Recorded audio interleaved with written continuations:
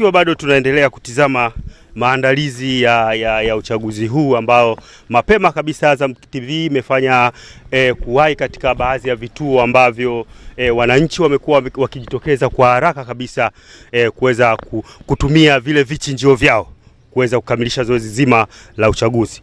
Hapa tulipo mbele yetu kama tunavyotizama ni baadhi ya wananchi ambao vile vile wamejiimu katika kuweza kukamilisha tukio hili. Hiki ni kituo cha bwalo la polisi. Habari yako brother? Safi, unali vipi? Safi, mambo vipi? Fresh kabisa. Unaitwa nani hapa? Naitwa Abdul Saidi. Abdul Saidi. Kwa nini umejiimu sana katika kituo hiki? Nimejiimu kwa sababu nije kuwahi kupiga kura. Okay. Nimchague ambaye namtaji. Okay. Ni mara yako ya ngapi wewe kupiga kura? Kupiga kura hii mara yangu ya pili. Mara yako ya pili. Unauchukuliaje uchaguzi wa mara ya kwanza kupiga kura na leo? Ulipopita pia uliwahi hivi? Ilipopita niliwahi, lakini sio kwa nilivyowahi hapa. Kwa sababu nimeona kwamba uchaguzi wa 2015 una tension sana, ndio maana wa mimi kuja kupiga kura ili nitulie na wapishe zangu. Nimefika hapa saa 12 kasorobo. Saa 12 kasorobo. Lengo lako ni nini hasa kuwahi? Lengo langu nipige kura ili niweze kuwahi kibaruani. Okay. Upo unafanya shughuli gani? Lakini leo Jumapili? Leo ni Jumapili, lakini kwa shughuli ninayoifanya Jumapili natakiwa niwepo kazini. Okay. Nini matarajio yako makubwa brother katika uchaguzi huu? Katika uchaguzi huu matarajio yangu makubwa kwamba kuna hali ya kutoka hatua moja kwenda hatua nyingine, kwa sababu uchaguzi wa mwaka huu ni uchaguzi ambao umekuwa ni tofauti na chaguzi zingine. Na kama jinsi tunavyoona vijana wengi wamekuwa na mhemko mkubwa kabisa kwa kuweza kupiga kura, tofauti na uchaguzi nyingine ambazo zimeweza kupita. Na uchaguzi huu umekuwa hata watu wa nje wanaufuatilia sana, ambapo wanaona kuna shamla nyingi kwamba wananchi sasa wameamuka kwamba wanatakiwa wafanye nini. Kwa hiyo hebu niambie nini hasa kimekushawishi mwaka huu kuweza kujitokeza mapema kabisa kukamilisha ile? Ni kweli tumekuja kupiga uchaguzi mkuu ambao tumekuwa tukiusubiria kwa hamu, na leo tarehe 25 mwezi wa 10 imefika. Ndio. Na vijana tumehamasika kuja kupiga kura tuweze kuwachagua viongozi ambao tunawatarajia wanaweza kutuletea changamoto za mabadiliko katika kubadilisha maisha ya Tanzania. Kama unavyojua kwamba tunahitaji kupata kiongozi bora na yule ambaye atakayeweza kulipeleka taifa katika ulimwengu ambao umebakia. Na tunategemea kuona kwamba jukumu la serikali kama viongozi ni kuona kwamba wanaweza kutusaidia wananchi katika kuleta mabadiliko ya kweli na uongozi wa kweli na kuhakikisha wananchi wanaweza kuishi salama kabisa. Uchaguzi wa mwaka huu umekuwa ni wa kihistoria, kumekuwa na changamoto nyingi, watu wamejiandaa, watu wamejipanga na kuhakikisha kwamba wanapiga kura kwa amani, na hilo ndio tunategemea wananchi, na hakutakuwa na pukushani zozote. Tutapiga kura kwa amani na tunategemea kwamba tutamaliza salama. Amesema kila kitu, tunaangalia Mungu anasema nini. Baada ya hapo tutaona kwamba kiongozi gani ambaye anastahili kuchaguliwa, basi tutafanya maamuzi. Basi mimi nikutakie mafanikio mema katika utaratibu ambao umeupanga rasmi. Najua kichwani mwako umejua nani unaenda kumchagua. Asante. Ni baadhi ya vituo vilivyopo katika jimbo hili la Lindi mjini, ambapo hiki ni kituo cha bwalo la polisi. Taratibu wote unaoendelea katika upigaji kura sasa hivi ukiwa unaandaliwa.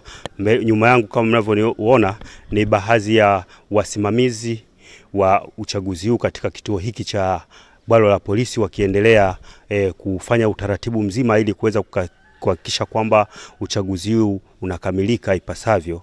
Kumbuka tutakuwa tunakupa baadhi tu ya maeneo ambayo tayari sasa hivi wananchi wameanza kujitokeza, na kama mlivyotizama wapo wananchi wengi wamejitokeza katika kuhakikisha kwamba wanaweza kuwahi katika kutumia vichinjio vyao. Hususa baadhi yao ni wale ambao siku ya leo kama mnavyojua ni siku ya Jumapili, wameamua kuja mapema ili waweze kuwahi misa za mchana.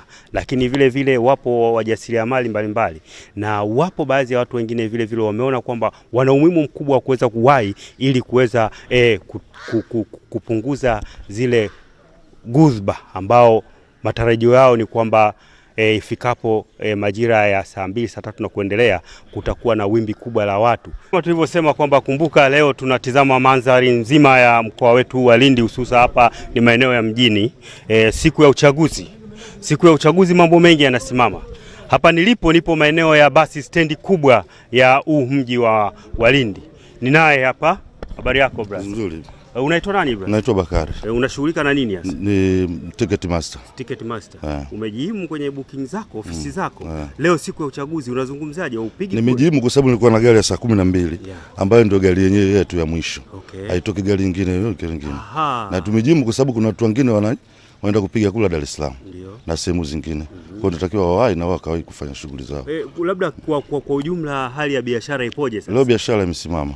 Hakuna bodaboda, hakuna ice wala costa wala basi kubwa itakiendelea sehemu kwenda sehemu yote, kutokana na watu wengi wameamka kwenda kuchagua rais wao wanompenda, mbunge wao wanompenda, pamoja na diwani.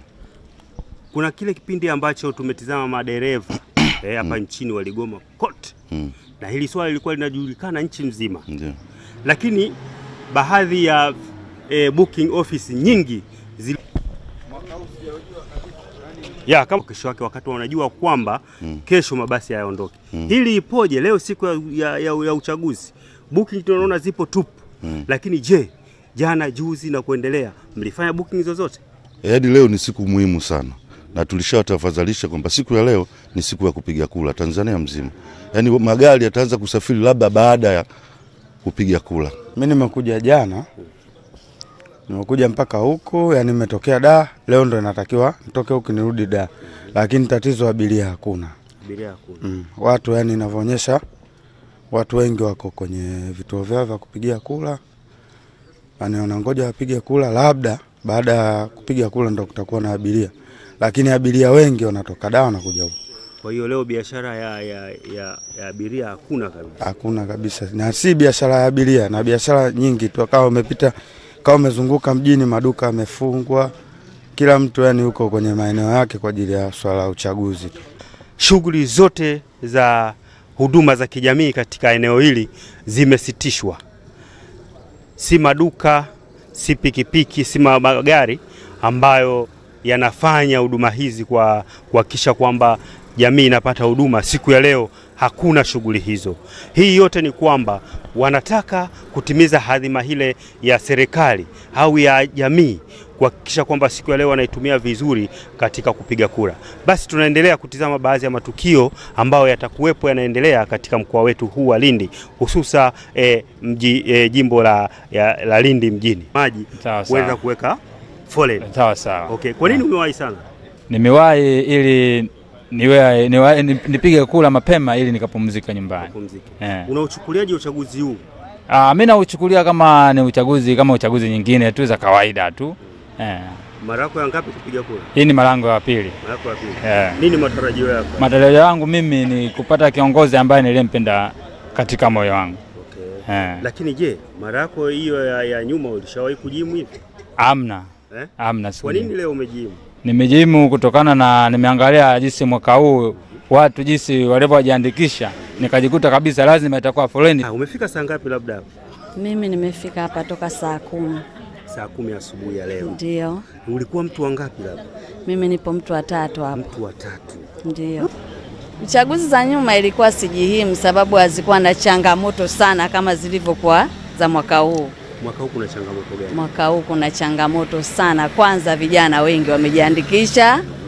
Alafu vile mabadiliko kwamba wapo watu wengi wao wanasema wanataka mabadiliko. Wanahitaji mabadiliko. Sasa wengi wamejitokeza vijana na ambao wana hamasa nyingi sana ya kuhitaji mabadiliko.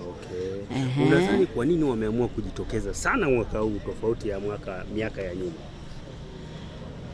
Mwaka huu nadhani vyama vingi vimekuja juu kwa kasi sana, na vijana ni wapo wengi sana, tofauti na siku za nyuma ambazo ilikuwa CCM ndio iko juu sana.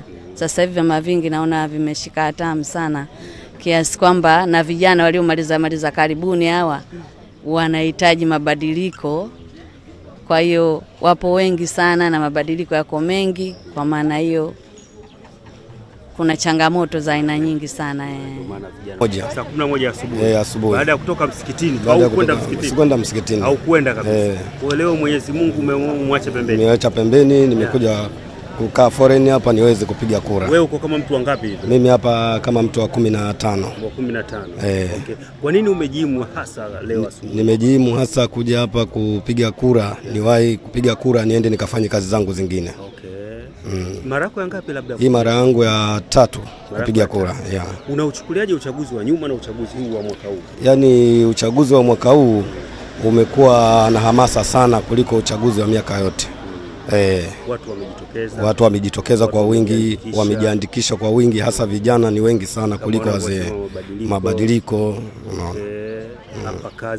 hapa kazi tu. Leo kauli mbiu zinashindana leo, na leo ndio tunachinja kama kawaida. Vichinjio vinafanya kazi haswa. Kwa hiyo unadhani nini matarajio yako makubwa kwa siku kama ya leo? Azam TV kama tunavyosema kwamba siku ya leo ni siku muhimu sana, siku ambayo wananchi nchi nzima walikuwa wanaisubiri kwa hamu, na hapa tunavyozungumza tupo katika eneo la mji wa Lindi. Hili ni jimbo la Lindi mjini. Tunatizama jinsi gani wananchi walivyoweza kujitokeza kuweza kuhakikisha kwamba hazima yao kubwa ambao walitarajia leo hii inatimia. Nipo na mzee wangu hapa. Mzee, habari za leo? Mzuri. Habari za kazi? Salama. Pole kwa kujimu na hongera kwa kuwahi. Ndio, nashukuru. Labda umefika saa ngapi hapa mzee? Hapa nimefika saa 1 kasoro hivi. Saa 1 kasoro. Okay. Nini hasa labda kilichokuvutia uje mapema hivi? Nitaka kutumia haki yangu ya kuchagua viongozi ninaowapenda. Labda mzee, ni mara yako ya ngapi hasa kupiga kura sasa? Hii ni mara yangu ya 5. Mara yako ya 5. Unachukuliaje uchaguzi wa mwaka huu na miaka mingine? Uchaguzi wa mwaka huu watu wamehamasika sana, kiasi ambacho tunaona uchaguzi unakawei tupate majibu. Ushauri wako ni nini kwa vijana kuhusiana kwamba amani ya nchi yetu hii tulionayo ambayo ni mifano kwa nchi nyingine? Kwanza nataka kusema mimi ni ofisa wa jeshi ambaye ni retired. Kwa hiyo fujo sitaki, napenda amani. Ukiwa na amani, ukiwa na mali zako utaweza kuzitunza vizuri. Kuliko development sio kitu ambacho kinakuja hivi. Development ni process ngumu, na ukiwa unatafuta process ya kufaulu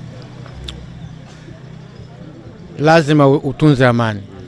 Sisi kwa mfano, si bahati mzuri tunayo gesi. Kama hakuna amani, gesi haina maana yoyote. Labda sasa tukichukulia siku hii ya leo ulivyofika hapa, umepewa labda fursa yoyote na viongozi wa hapa? Maana ipo utaratibu, wazee wakifika wanapewa. Nimeambiwa kwamba walishaniona mimi nachemea, wakaniambia wewe kaa hapa, afu watapoanza wewe utakuja kuita. Okay. Kwa unatarajia kufanikiwa tu mapema na msaada mzuri kutoka kwa wasimamizi. Sana. Asante sana mzee.